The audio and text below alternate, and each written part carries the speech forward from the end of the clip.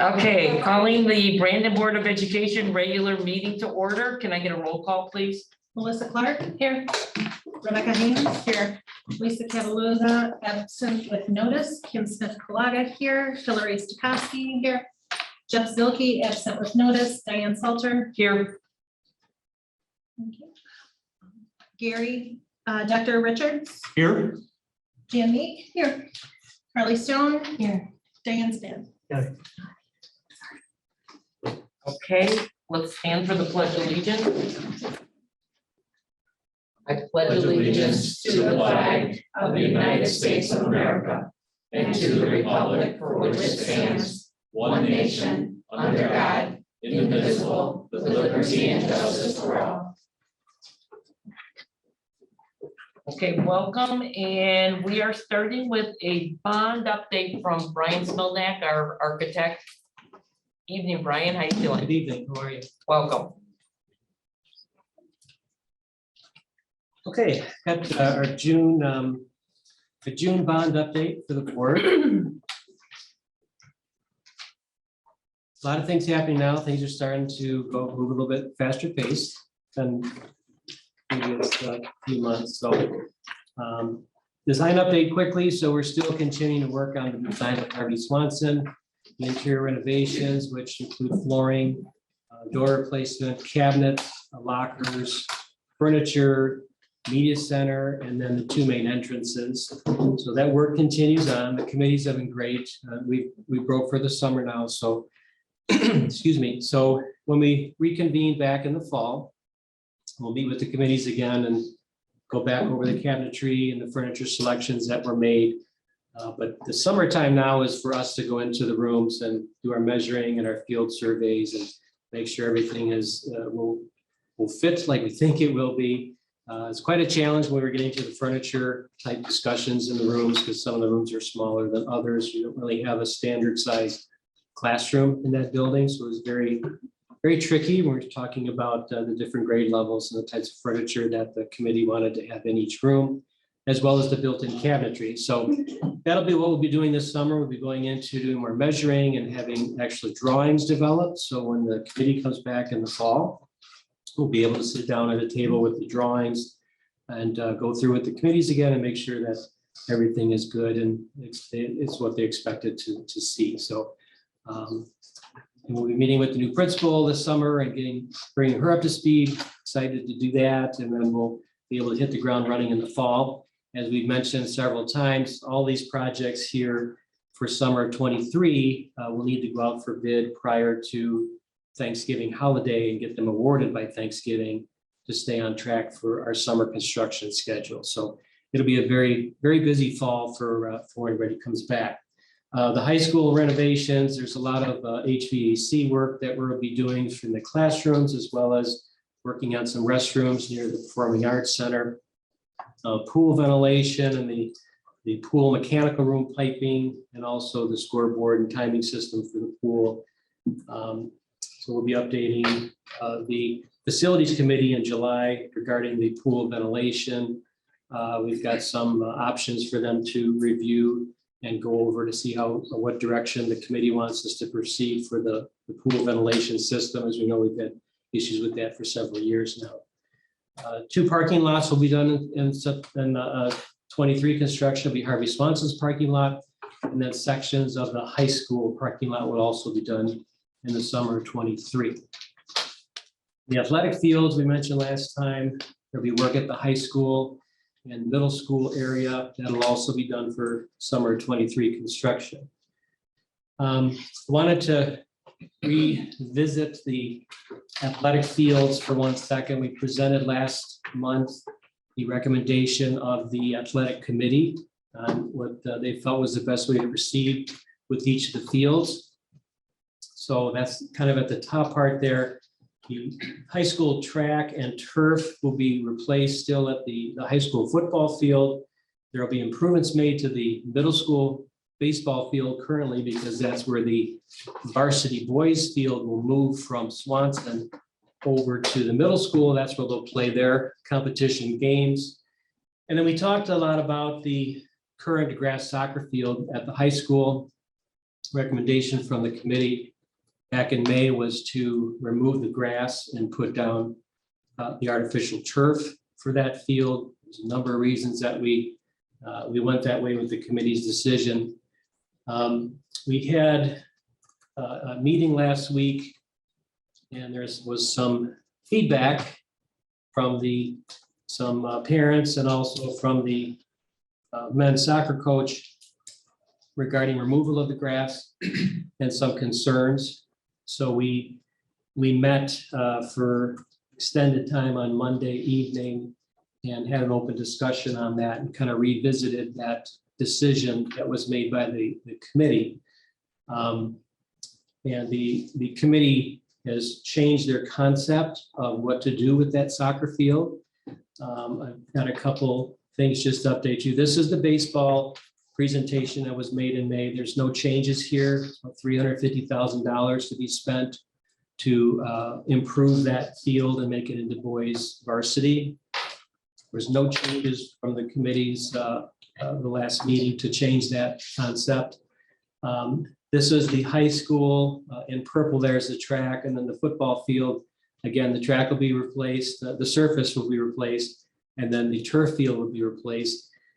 To the left of there is the soccer field. Maria, is there a pointer on this? Is it the top?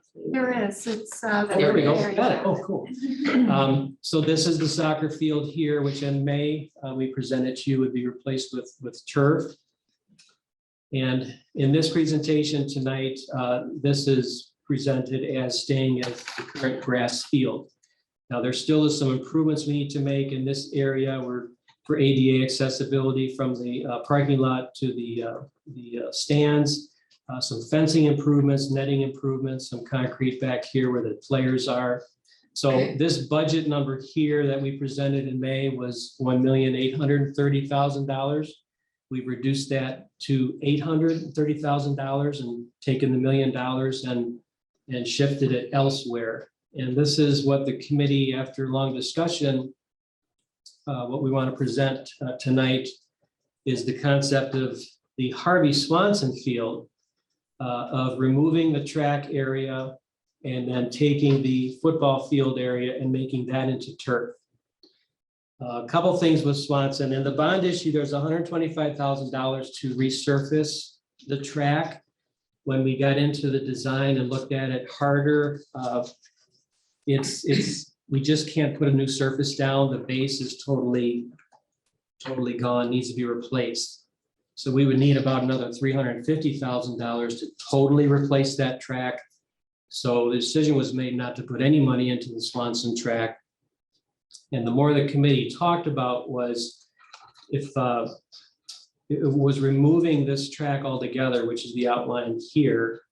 And then what that would allow us to do is make a wider soccer field, because the current soccer field or the current football field is narrow. It's about 100, only gives us about 185 foot of a soccer field width, which is too narrow for the boys to play. Girls could play there, but the intent was for the discussion was to make this field at Swanson a 3-sport field. It would be for football, it would be for boys and girls soccer, and also for lacrosse as well. And being turf, again, the situation comes in good with the drainage and weather. You don't have to worry about the mud and so forth. So there was a big discussion as far as, again, keeping the grass field grass at the where the boys play here, boys and girls play here at the high school, and then taking the Swanson field and turning that into a turf 3-sport field. We would still provide a walking path around it, but it would not be a competition type competitive track around that field. We can get about the same size soccer field within a few feet width-wise as the current high school field. So that would give us another opportunity to host regionals or tournaments or things of that nature. It would give us another field to use. The field at the football will also be striped as soccer. Right now, it's only striped as football, but we will stripe the field for soccer as well here. which will give us another location for soccer to be played. At the end of the day, you'd have 3 possible fields for soccer to be played. So that's the direction that the committee wanted to go. I wanted to bring that attention. So you see down here, I took the $1 million that was at the high school soccer field and moved that in here, because we would need that to convert the grass field into turf. We need that $1 million to be spent at Swanson. Now, one thing I don't know if you can read this box up here in the upper left. We're looking at the issue of the drainage. Down here is Duck Creek, which kind of winds like this, and it meets into Kersley Creek, which then goes up this way to the north. That's a cold water creek, and it's a trout habitat.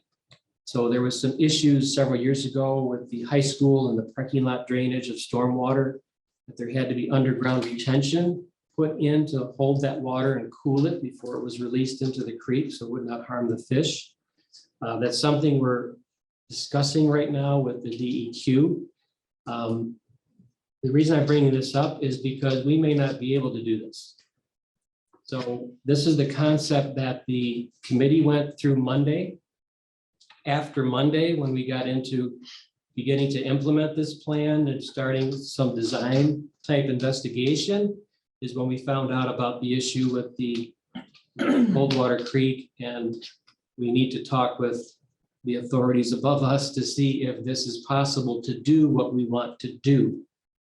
So I'm not bringing this to the board's attention tonight for a full-blown approval. This is an information item I want to bring to the board tonight as far as the committee had second thoughts about the use of the soccer field at the high school.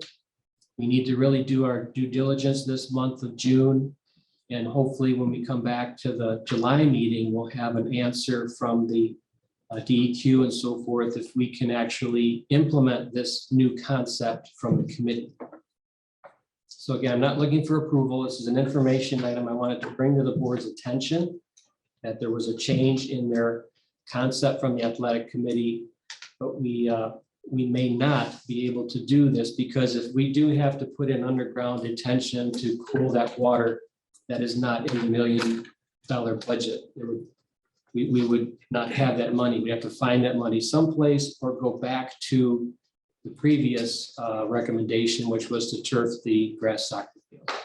Can I ask a few questions? Sure, absolutely. Okay, so you're saying the rectangle for football is turf and the outside is grass, right? This would all be turf here. The lighter color would all be turf. Okay, And then the darker green would be grass, where we took the track. okay, off. so currently it's all grass, is it not? I don't know, sorry if I'm asking questions that I should know the answer to, but so currently we don't have to worry about drainage because it's all grass? Well, or- most of the rainwater and so forth percolates down into Down, the ground. okay, There are a couple of catch basins that we noticed around it here, so there's got to be something exiting that site, draining somewhere, which is what we're investigating right now. So we may be able to use that in our argument that we're not creating any problem. But when you go to an all turf field, there's a series of underground pipes that come in here to okay, physically remove that water. So we would be introducing a lot more water into the creek than currently it's going in. okay. And we don't need that track? This track right now is only used, I think, for middle school practice. Right. And in talking with the committee, that came up. I'm glad you brought that up. That was a discussion of, okay, what do we do now with middle school practice if we totally get rid of that track? And after discussion, it was thought it could be a scheduling issue or scheduling item that they would all use the high school track. It would just have to be scheduled such to accommodate all the different teams. Okay, And the varsity track coach and track representation was at that meeting, so they. what about middle school? Okay, well, okay, and then my other question is, sorry, I have to. No problem. So if this doesn't work, why do we have to turf the other field?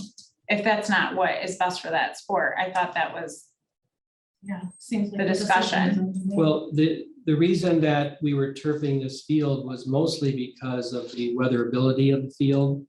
The boys play in one time of the year, the girls play at a different time of year.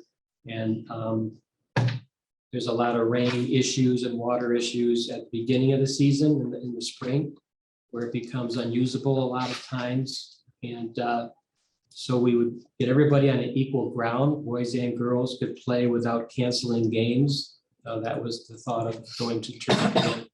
And so the thought of turfing Harvey's field would give the girls an option there, is that why? I'm just Absolutely, trying to- okay. absolutely, they could play at Swanson because it would be lined for them to play also. So- So they would not then lose any games in the spring due to weather. They could play on the Swanson field if the grass field here was not usable. Okay, I'm sorry, and I have more. No So problem. then if Harvey stayed grass, what is that not, does that, if the girls practice on that, that's not an option? Does it have the same issues as this field? Like if both of them were grass? Sure. The Harvey field is more narrow. It's similar to this. You see the width of the football field and then the width of this guy here is Right. wider. So if Harvey stayed grass and we left it alone, girls could play there as well. Because the girls generally play on a field that's a little more narrow. Right, So yes, they could play on the Swanson field if it was striped for soccer and being grass, they could play there. The boys couldn't play there because it's just too sure. tight. But if we left that, so I'm just gonna encourage, I'm gonna say this, I'm gonna encourage this then, if that doesn't work for the turf on Harvey, then I would encourage the option of them both being grass. So then, this is good for, the boys soccer and what it's good for now, and then we have the option of Harvey being grass and then we are not running into this problem, is what I see, and I know I'm not on the committee, so. No, but I would Forgive agree me. with that because it doesn't make a lot of sense to revert back to Plan A when we decided Plan A wasn't gonna work. So I actually like that suggestion of moving to have 2 grass fields substantially improved, maintained appropriately, right?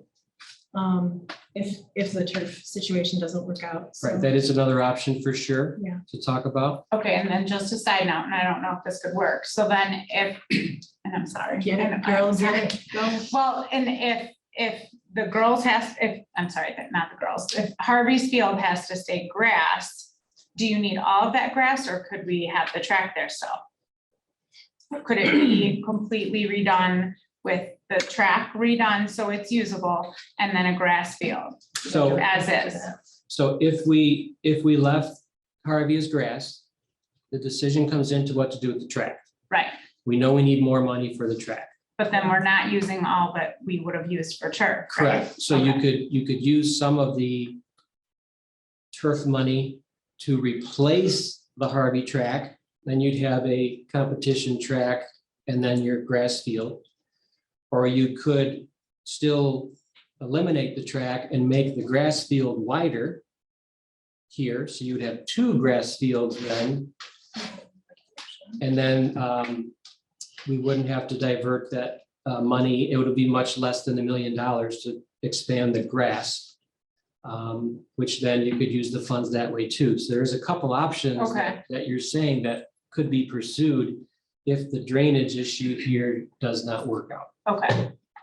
Can I Okay. ask a question now? Sure. Okay, let me see, yeah, you, I your thank turn. you. All right, I want to go back, so we don't get too confused. This new option that talks about turfing Harvey, grass at the soccer high school, and obviously turf at our football field. Of those 3 fields, tell me where lacrosse can play. Can they play on all 3 of All those? 3. All 3 are good for All 3, lacrosse.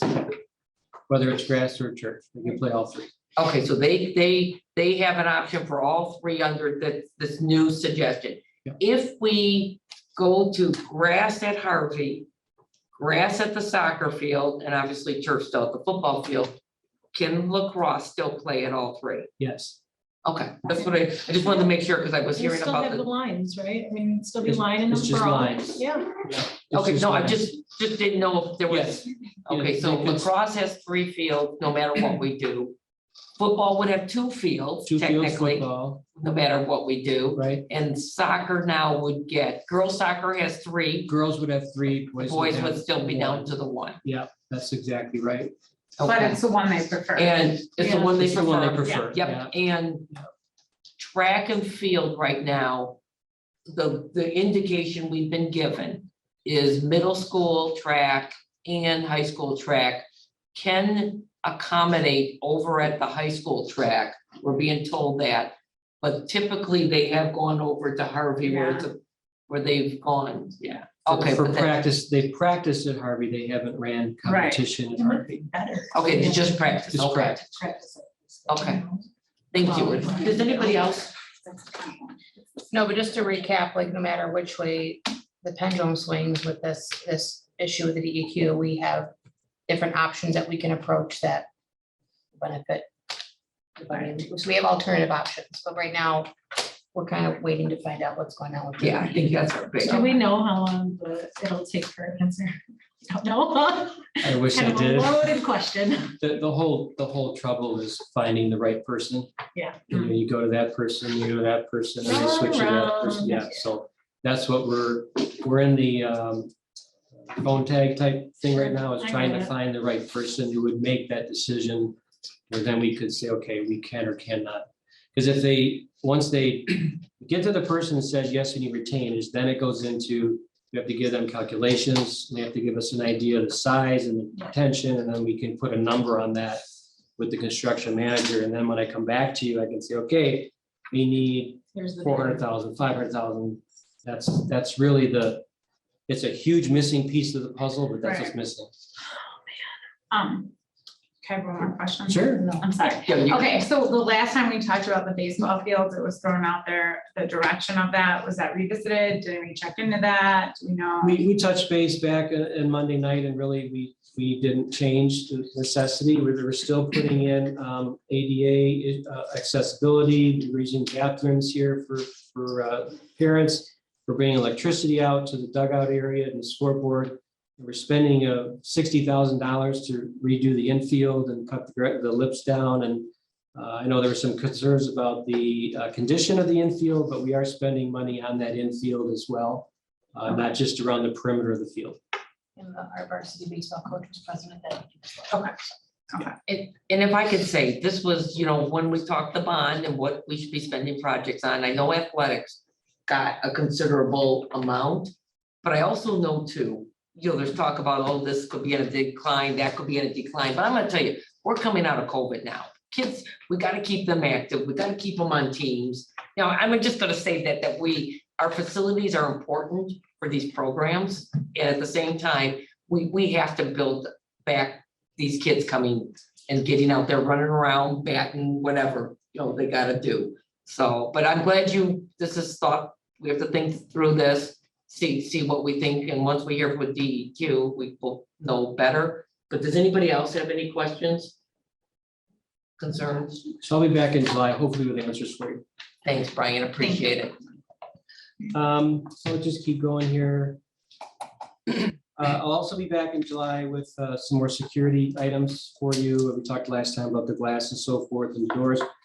So I'll be bringing some options and costing for you there. And also, we've been evaluating the fencing of the 2 playgrounds at Swanson and Oakwood. I'll be bringing you some information on that too as well. So that'll be in the July meeting. I'll be back. Bidding update, again, we talked ago that current football field needs a little bit of love this summer to make it through another season. So we've got quotes on that. Same thing with the track. We need to do some little repairs and patches to get us through one more season until summer of 23. As I mentioned before, the drawings will need to go out in the fall, October-ish timeframe, so we can get those awarded before the Thanksgiving holiday. So we can keep on track for summer of 23. That is what the way things are going now. Things are just crazy in construction right now. We're still seeing prices increase. The experts at the end of 21 told us by June of 22, we would level off. We're not leveling off. They're continuing to go up. The procurement is still a nightmare for materials and so forth.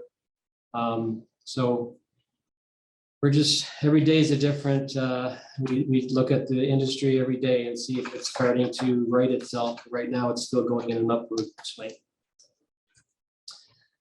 Design update, one thing it's later on your agenda today. I just wanted to talk real quickly. The high school greenhouse, which is located inside the courtyard.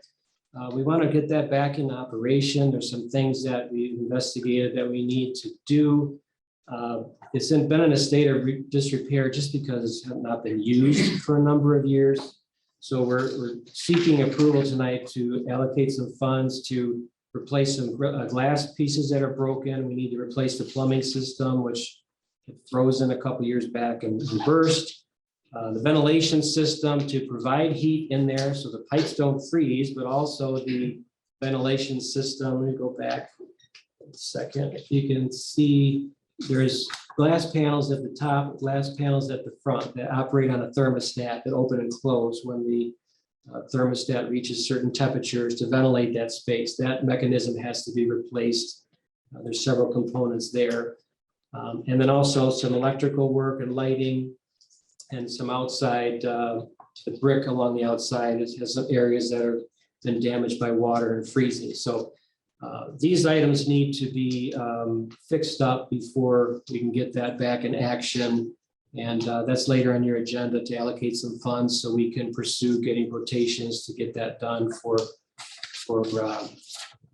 next school year. So some of the items we can get done prior to September, but the ventilation system that I mentioned with the glass panels that have to move, that probably will not be done until closer to December timeframe or second semester.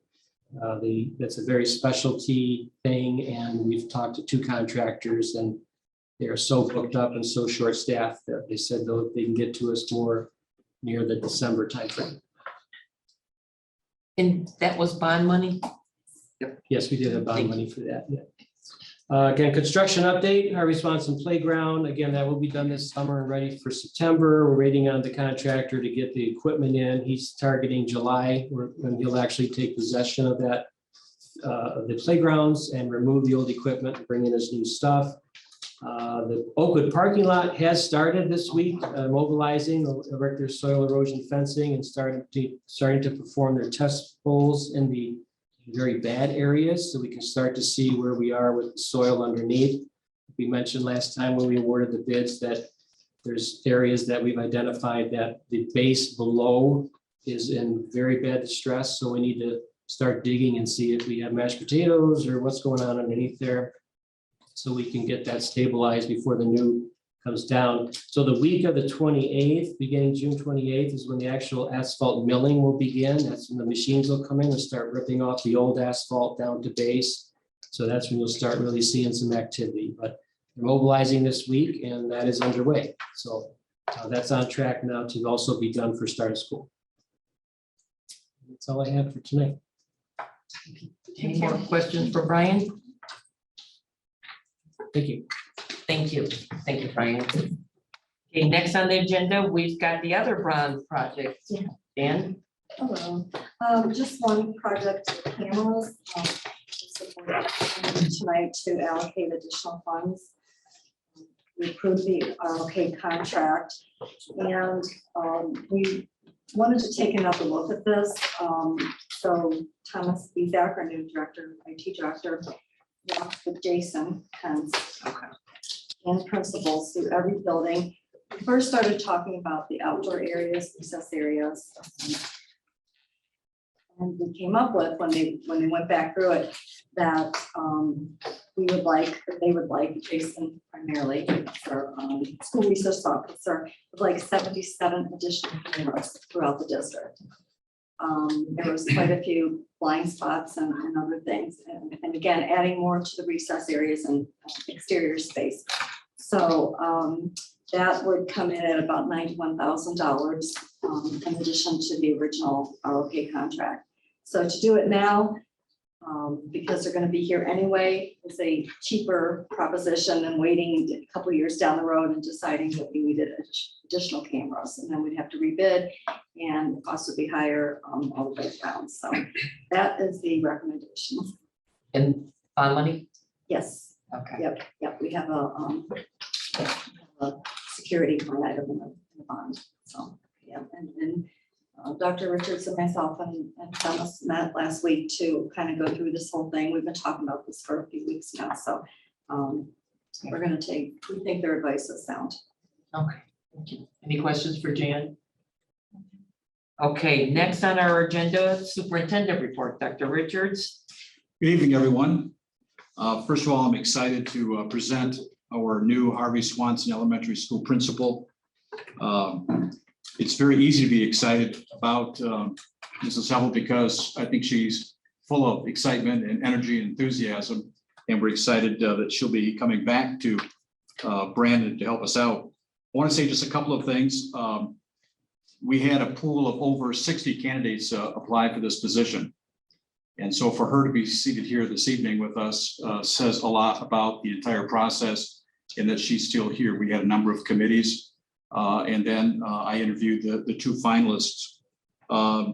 She was here in Brandon for almost 14 years, started here at our, I think, actually probably tell you this, maybe I shouldn't steal her thunder, so I'll let her talk about that piece.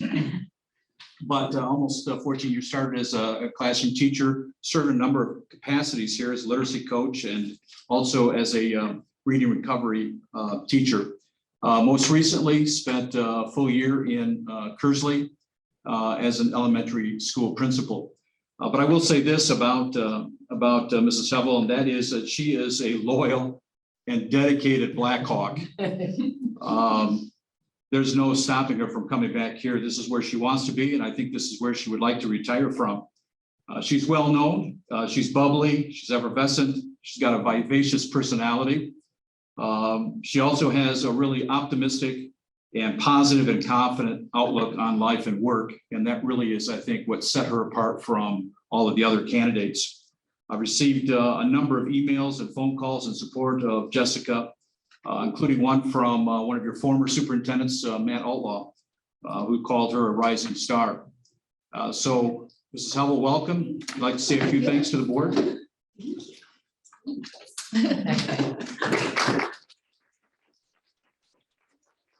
Thank you for the opportunity to come back to Brandon.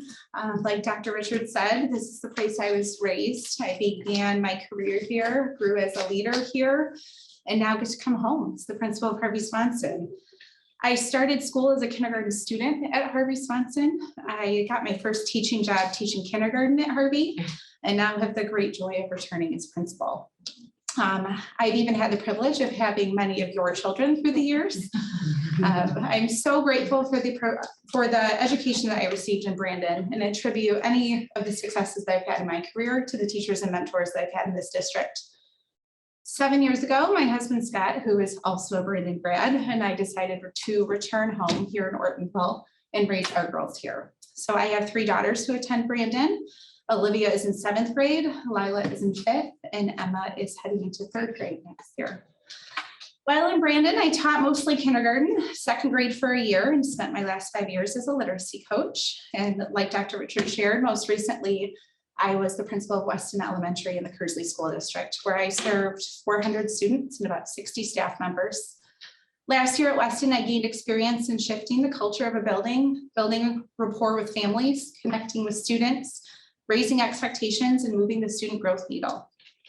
I'm really looking forward to working with all of you, the administrators, staff members, parents, and students, to ensure that Harvey Swanson is a place that is welcoming, fun, safe, and a place where all students are succeeding. I've had the privilege of working for many administrators through the years, many of those at Harvey Swanson. And I've been able to watch, learn, and develop my own leadership style, incorporating many of the traits that I learned from them. I've learned the importance of building relationships, being involved in the community, giving and receiving feedback, and how to encourage and inspire those around me, and what true engagement and passion looks like in a good leader. I have so many fond memories of growing up here in Brandon. I am proud of the experiences I had and the education that I received. As a teacher, I always felt supported, challenged, and always encouraged to grow in my career. As a parent in Brandon, I feel that my children are receiving a great education while being surrounded truly by a community that is second to none. I'm committed to ensuring the same experience for the students, families, and staff members at Heard Swanson, and I'm very thankful for the opportunity, so thank you. We are. I want to say, we talked briefly, we are so glad and happy to have you back. Thank you. And then in my head, as you were reading some of her accolades when she was here, is somebody around here said literacy, literacy, literacy. So that's going to be a priority, I think, moving into our next school year, but welcome back. Thank you so much. Thank you very much. What other good news do you have? Superintendent transition, President Salter asked me to work on the transition. Mr. Gilbertson is here this evening. We have already met on a couple of occasions. Last week on Tuesday, I had a meet and greet, a welcome. And so he was able to meet all of our central office staff and also talk with all of our administrators throughout the district. I think we had about 25 here in this room. Also, he was able to meet with Maria. He met also with Carly, also met with Jan. And then we also had a chance to meet for several hours. He was back today. We met for a few more hours. I think I've overwhelmed him with a lot of different information, but no, he's shaking his head. No, he's ready for some more. So the transition is successful so far. And I told Mr. Gilbertson that I'm only a phone call away. And if there are any questions, that he could call me at any time, but he's an experienced veteran. So I don't think you'll have any problems. I do want to say, this is my last board meeting. And I just want you to know that I've really thoroughly enjoyed getting to know all of you and working with all of you. And it seems like only yesterday that I was being arm wrestled at Ken's Coney Island by Melissa Clark and Diane Salter. It was on a Sunday. And they had me there for 2 hours. And I don't think I said all that much. They were telling me all the great things going on in Brandon. And after a while, I began to think that maybe they were exaggerating just a little bit. And they weren't. You know, I've been here now 5 months, and everything they said about Brandon is true. All the way from all your administrators, your teachers, and your students, just high class all the way. You have a great school district, and I've been, proud to be a part of it. I have really enjoyed getting to know everyone, and I want to thank you personally for your guidance and your patience as I navigated my way through. But most importantly, I want to thank you for your support. You've been supportive, you've been very helpful, and I have thoroughly enjoyed my time here. So thank you, and I wish you well, and don't hesitate to call. But with Mr. Gilbertson at the helm, I think you're going to be just fine. And if I could say, welcome, Dan, come on up. And then we're going to hear what we'll talk. Well, I would like to first begin with Dr. Richards as well. This is a great opportunity to, first of all, be here in Brandon and looking forward to the opportunity to serve here. And thank you to the board for your opportunity that you're going to give to me and to my family, to my wife Kathleen, who's here as well, who's been behind me throughout all of our marriage together. And this journey has been an amazing journey. We're excited about the opportunity to come here in Brandon and give all we have to serve here. And to you again, Dr. Richards, thank you for the work you've done, not only here, but prior to my arrival when I was in Croswell, Lexington, did a great job leading the way for me to transition there as well. So very excited, very thankful, very, I got more work to do still to finish the work in Croswell, Lexington. I'm so thankful to that opportunity that I've had for the past 5 years to serve there. And it's going to be tough to transition away from a part of my life that will always have amazing memories. But I'm thrilled and excited about this opportunity to be here and to get started and to do the work and work with so many great people. And congratulations, Ms. Tuttle. I'm very excited for you. And really everything I've heard about the Brandon Community Schools from so many individuals that include Dr. Richards now, you as the board members who I've got to know and site visit, and the rest, I can't wait to get to know on a more personal basis as well. So real excited, can't wait to start. With that, I'll just say, go Blackhawks. Go Blackhawks, thank you. I'll be here. Yeah, strong arm. We have a couple things we wanted to give you. I don't know if it's good luck, bad luck, you can open that up. I could have used it this morning. I know. And you this is your last meeting, you will always be a Blackhawk, and we fully expect you to come back and root us on for various Well, times during the year, You know, speaking of that, or we go stronger. when Mrs. Hell and I met, we had a meeting about expectations for Harvey Swanson. We sat down for probably another hour, hour and a half, just talked about expectations. And I said, I'm coming back in a year to make sure that she does everything that we talked about. So I think I'll take you up on that. I think I will come back. And if I can explain to everybody, this, what Dr. Richards did to help carry this district was excellent. I'm gonna need more We golf needed balls that. than this. It's just not gonna be nearly enough. Oh, my gosh. Oh, what is that? Oh, is a challenge coin in there? Oh, yeah. Should be Some more yours. gear. Go ahead. Is that all right? And this is what, The golf. golf towel with his name. Oh, my gosh. Oh, there you go. Nice. Yes. Guess I'm always gonna be a Blackhawk. You bet you are now a Blackhawk. Thank Well, you. thank you so much.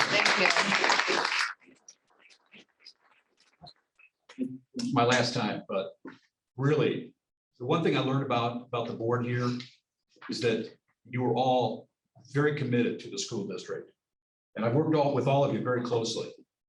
And we've had phone calls, we've had emails, we've been in-person meetings.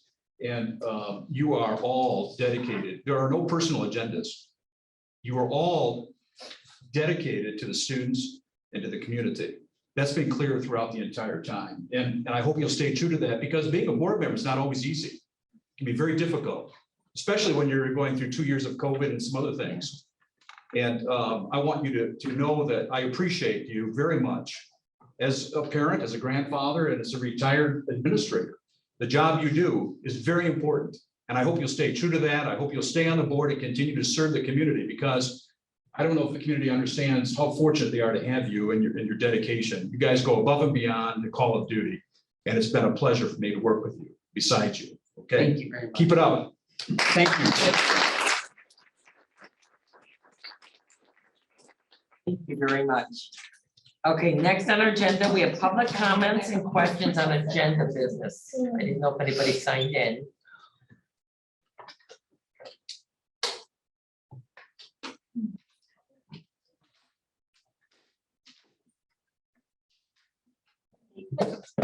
Nathan. Is it Ethan? Nathan. Nathan, hi Nathan, welcome. Usually I have a whole speech, but I'm not worried about you. So go with it, tell us who you are and why you're here. I'm Nathan Brinker. I'm here for Boy Scouts for a merit badge. Okay, you have the floor. I was wondering how much it costs to cool the water before it goes into the creek. Well, we don't know yet. How much does it cost, Brian or Jan, do you know how much at the high school? I don't know that answer from before, but we'll be finding that out very soon. Do you have an email address there on the sign-in? Yeah, Okay, I'll see if when I get that answer, I'll respond to you. all right. Okay, thank you. Thank you. Yep. Yeah, we just asked you to read that email. You may have to come back and rewrite this email address. Is it Yeah, I Anna Brinker at, wouldn't it be just? I've got all of Is the it your detail. school I'm one, gonna Buzz? come over here because I need to make sure I got this right. You can write on the line as well. 90, and what's the last part? Yahoo, thank you. I'm Thank old you. and I can't read. Thank you. Fancy.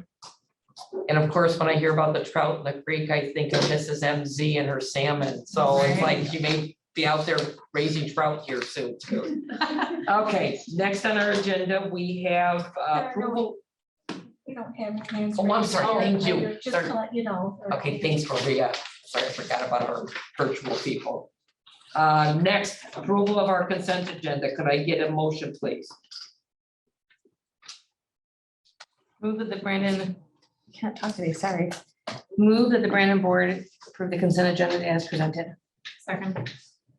Okay, any discussion? Having none, could I have a roll call vote, please? Melissa Clark, Yes. Rebecca Haynes. Yes. Kim Smith Colaga, yes.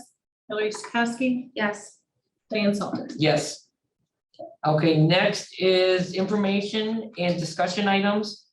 Board report, I don't really have one that I could think of. Jan, your finance report, you're next. Yeah.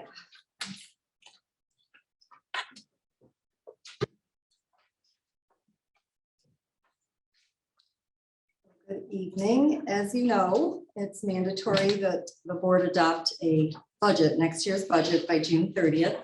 So this is our annual budget hearing, including the truth and taxation hearing as well. Thanks, Mike. So I'm gonna get started. Tonight, I'll be talking about the truth and taxation hearing, that's our, the tax levy, the general fund budget, student activity fund, IPA energy bond, debt funds, food service and childcare, and they're all very quick. It looks like a lot, but I go here, the property tax levy. We, here in Brandon, levy 17.8706 mils. That's on non-homestead property.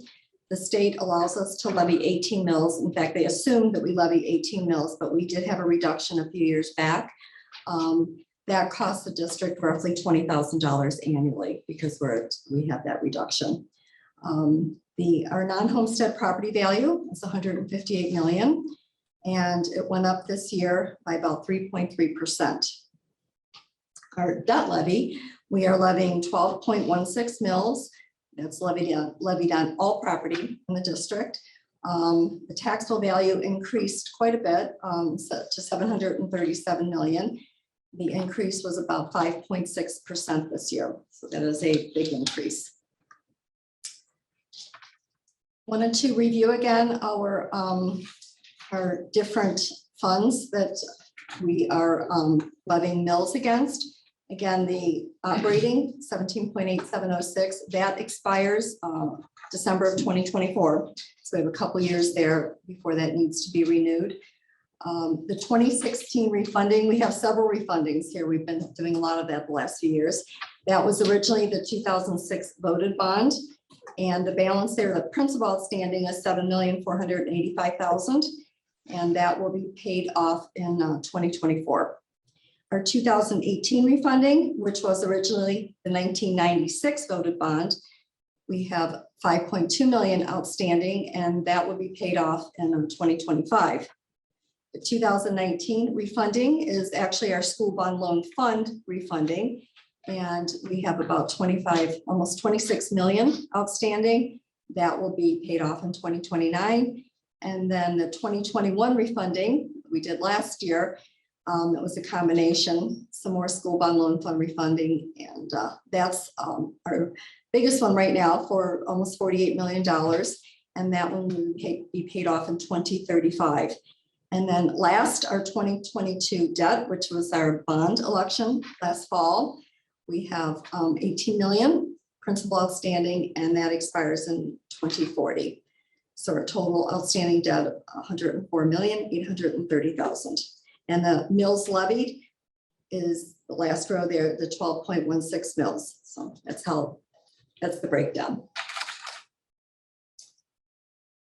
Okay, I want to talk about the general fund budget assumptions that was used to build the current budget that you will be voting on tonight.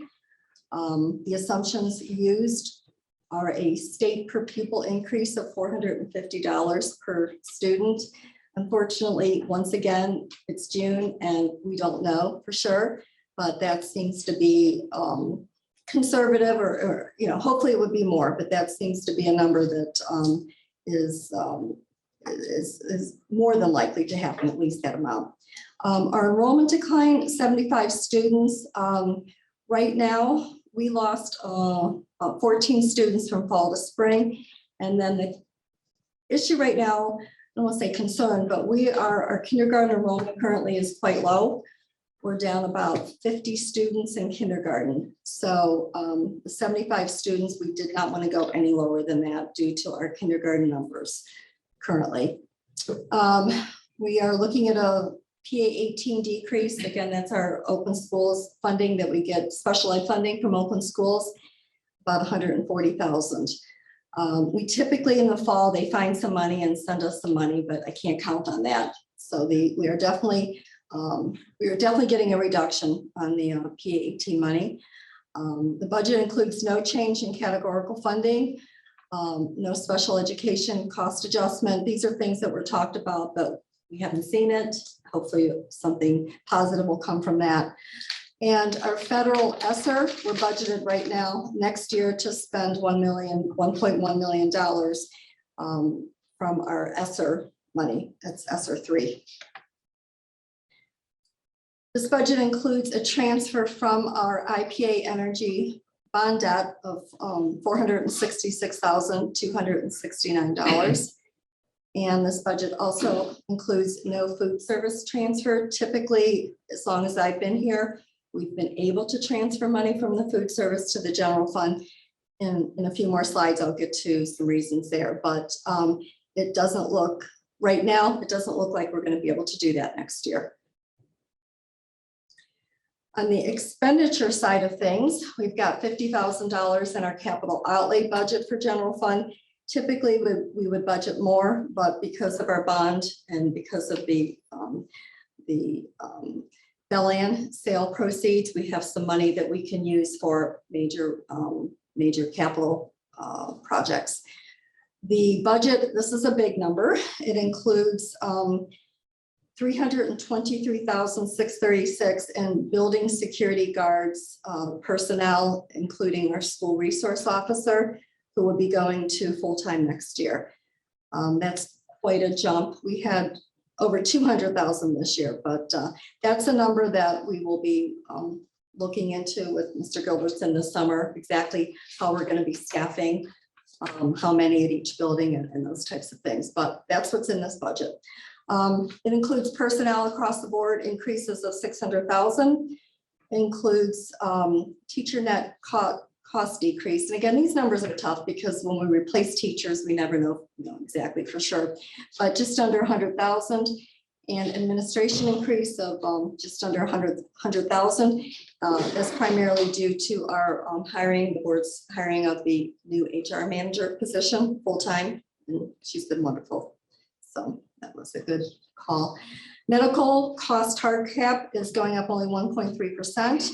Our MIPSers right now is staying flat. I haven't seen anything different, 28.23%, which is a really high number. Our bond money, the general fund debt payments, $411,359. That's included in this budget. And our permanent building subs that will be ESSER funded, but I wanted to draw attention, $210,000, which is a really big number. We started that 2 years ago. Due to COVID and trouble getting subs, we raised the rate, and that's where we're at right now with that line item. Our first student, our transportation increase is set for 2.5% next year. So to sum up the general fund, our projected operating surplus before any transfers for this year, the final budget this year, we're looking at an operating surplus of about $470,371. Next year, that flips.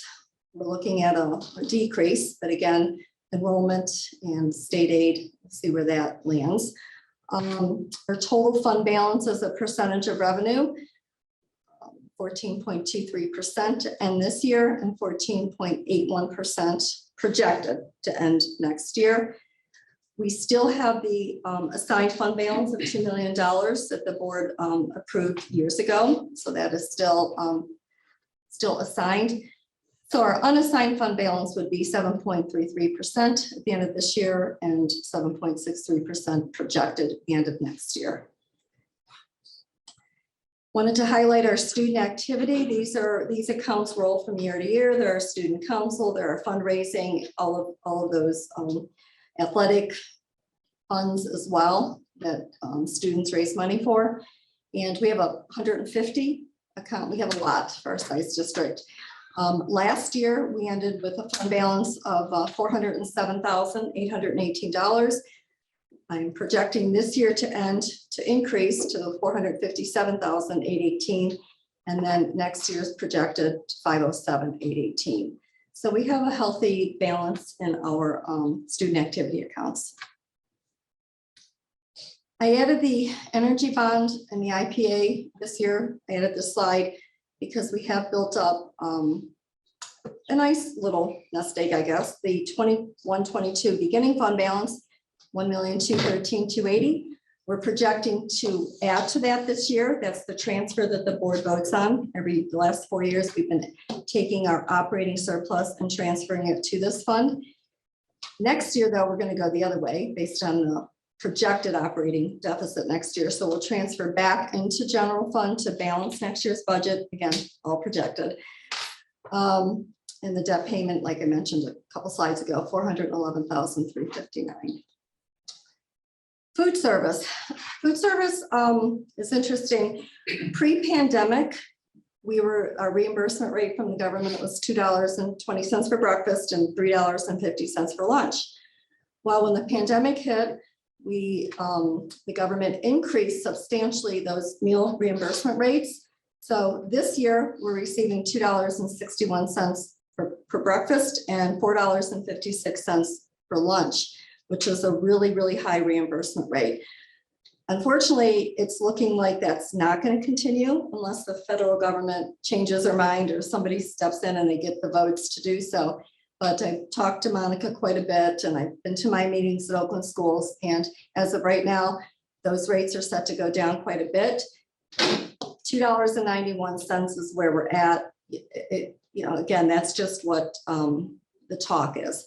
But at any rate, there's no doubt that the reimbursement rate will go down. Well, we know with the cost of food going way up and our reimbursement rate going down, therein lies our problem in food service. So we're looking at this year, a nice healthy operating surplus. Again, because first of all, the rates are really high. And second, everybody gets a free meal. So we have more kids participating in our school lunch program. So we're looking to add to the food service fund balance, $138,487. Next year, though, because of the reasons we just talked, revenue reimbursement much lower and food costs continuing to go up. Right now, we're looking at an operating deficit of $187,888. I will be looking at these numbers in the fall and in January, evaluating where we're at. Long story short, we may be looking next spring into possibly having to increase meal prices. We don't want to do that, but that would be the answer, along with perhaps some attrition. But we can't go too many years with those types of operating deficits in food service. So our 21-22 projected ending balance, fund balance, $559,722. Next year, that potentially could drop to $371. So again, 2 or 3 years down the road, we could potentially wipe out that fund balance that we have built up.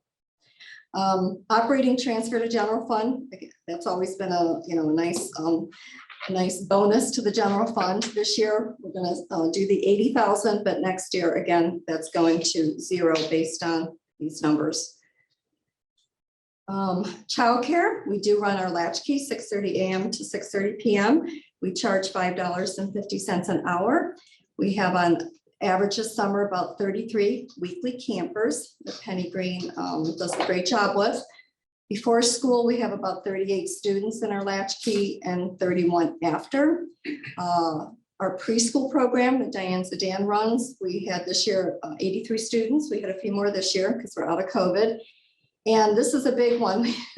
Still can't believe this grant, but we received a federal grant this year of $257,455 to subsidize, Dan's looking at me, to help subsidize our childcare program.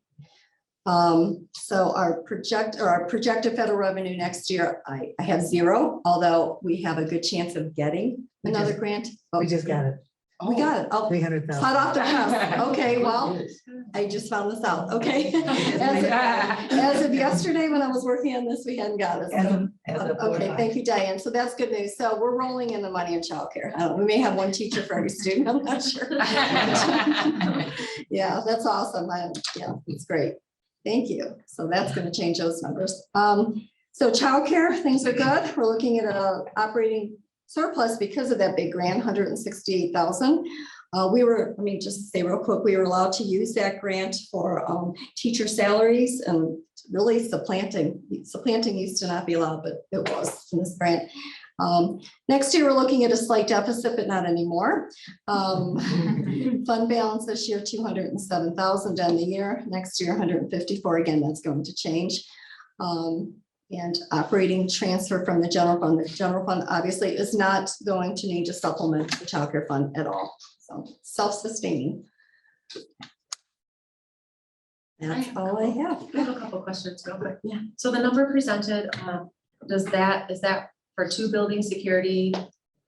Two per building security Yes, guards? That's it is based on what we're doing right now, with the current, and then extracurricular activities, which is really starting to rack up. So that's where we're gonna have to really look at that. I mean, it's getting really costly for that, but yeah, Okay, and then one more. How many permanent building subs do we have per Two. building? two full-time, and they have to commit to the 5-day week. They can't just say, well, I can work 2 days a week. We want that commitment from them if they want the higher rate of $150 a day. Otherwise, we'll take subs, but then they're our normal sub rate. Okay. So that was what we put in motion. Thank you. Okay, thank you. Anybody else got any questions? No, thank you, Jan, very Thank much. Appreciate it. Next, and it may be you again, Jan, Oh, the Danberg contract addendum. Yes, I got a call 3 weeks ago from Danber. And was not shocking. I kind of expected the call to come, that we are, they've got 5 positions open, and they even have more now, but they're not even getting people to apply. So I said, okay, well, we need to look and see what surrounding districts are paying. That's usually the starting point. So they sent me information for Goodrich and Holly and Clarkston, Lake Orion, and we were on the lower end. So the proposal is to increase all staff wage or all custodian wages by $1. We're at $12 for starting, so that would be 13 for starting. We do have some other like lead custodians that make a little more, but that rate, we know is still not on the higher end because of the way the market is right now. So I didn't want to bring it this month, but I talked to Dr. Richards and we thought, we need custodians, we need clean buildings. And so we decided to ask the board to approve a $1 per hour increase for all of our custodians. It would be, the cost is just under $60,000 for the year. And that's not included in the budget we just talked about. Any questions for Jan on that? Okay, thank you, Jan, Okay, thank appreciate you. it. Next, we have our education report. Carla Stone, we're gonna talk about the US history books. Yes, good evening, everyone. As mentioned earlier this school year, when I introduced the opportunity to upgrade our economics books from 1993, in speaking with our social studies teachers, they believe there's also a demand to update our current high school US history books, which takes us from the Civil War till present. So as a result of that, Todd Duncan, Dennis Shannon actually will be teaching 2 sections of this next year, as well as Matt Prevost, who is our social studies department chair at the high school, investigated the use of several different textbooks as a possible replacement from our current book.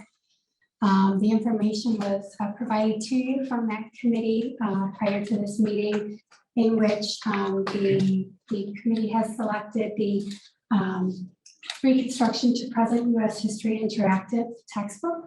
This actually is the same publisher as the book we currently have. Prentice Hall is the publisher of our former text, and Savas, S-A-V-V-A-S, purchased Prentice Hall here recently. So these are the same companies.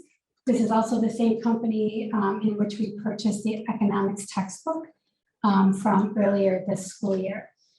One of the main reasons this was an attractive purchase for not only the teachers, but also the students that we met with to look at was the opportunities to interact with many digital opportunities. Lots of, every student would get an online book to review, but there's a lot of connections to videos, media opportunities and resources that the teacher can select from and possibly use as a part of their teachings with their students in the classroom. So if you have any questions, I'm happy to answer them.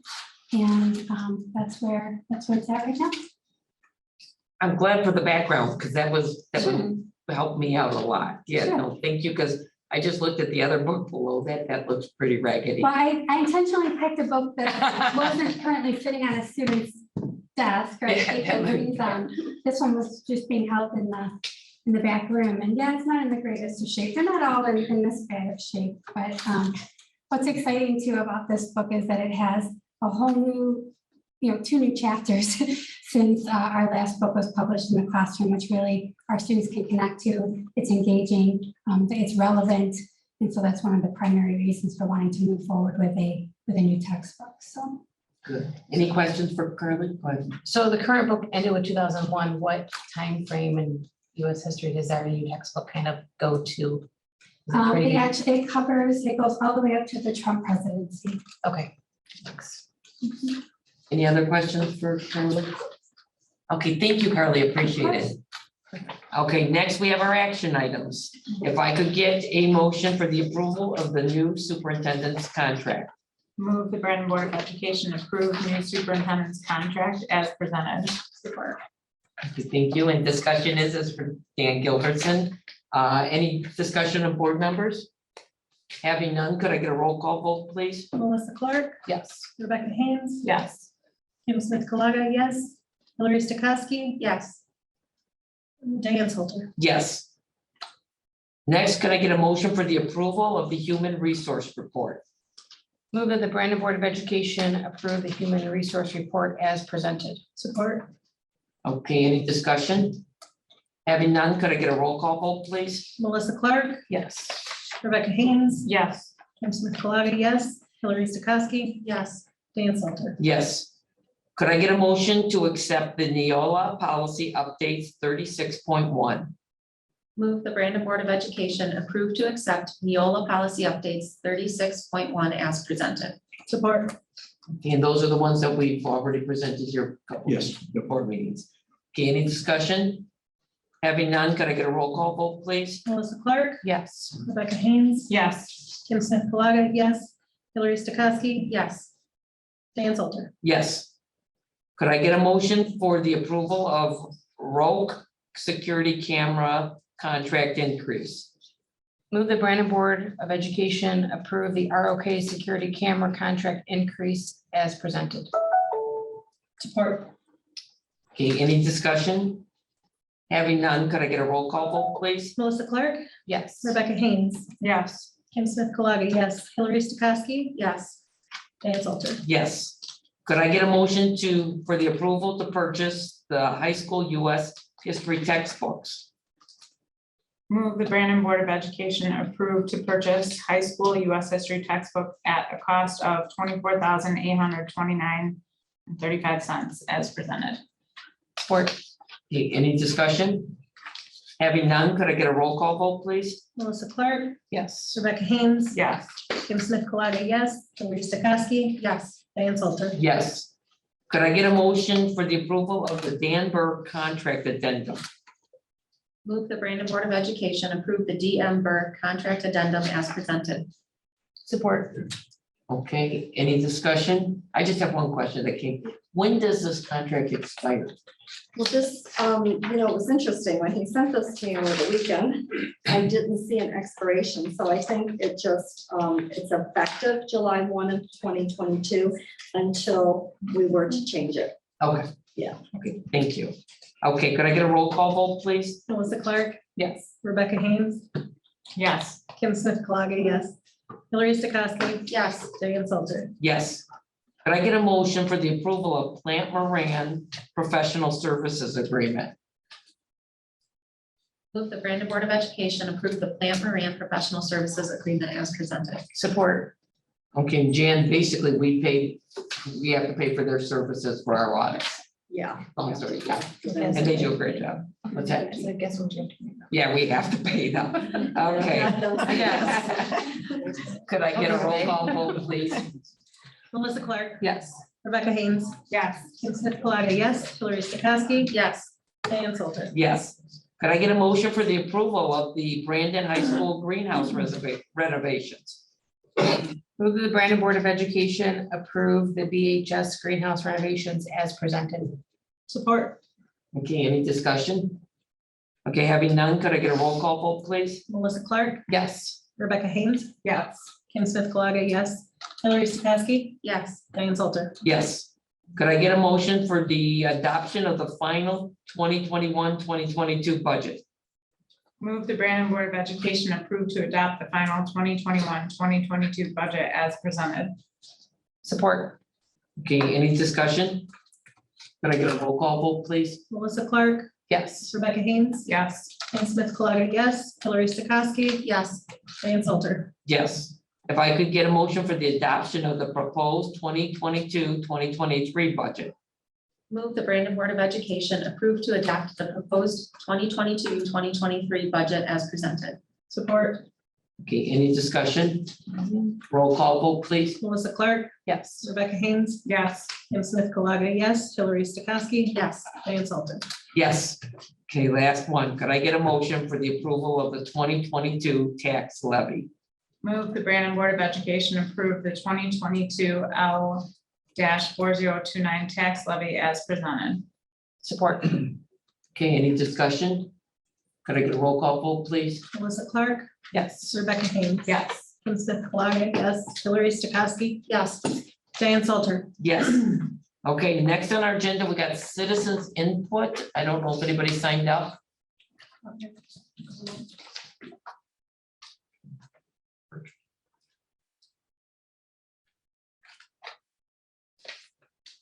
Okay, now we'll check virtually. Okay. Thank you, Maria. You're welcome.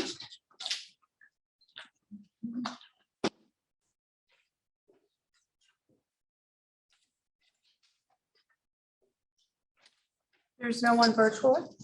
Okay, next, we will be going into closed session for security planning. If I could get a motion, please.